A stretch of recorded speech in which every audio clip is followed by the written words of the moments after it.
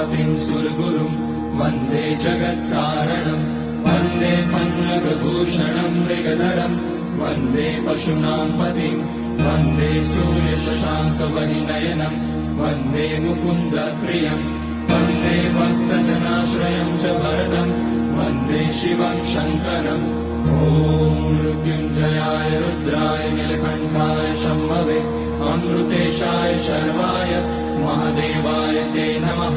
नमस्तेऽस्तु भगवन् विश्वेश्वराय महादेवाय त्र्यम्बकाय त्रिपुरान्तकाय त्रिकाग्निकालाय कालाग्निरुद्राय नीलकण्ठाय मृत्युञ्जयाय सर्वेश्वराय सदाशिवाय श्रीमान् महादेवाय नमः। ॐ नमः शम्भवाय च मयोभवाय च नमः शङ्कराय च मयस्कराय च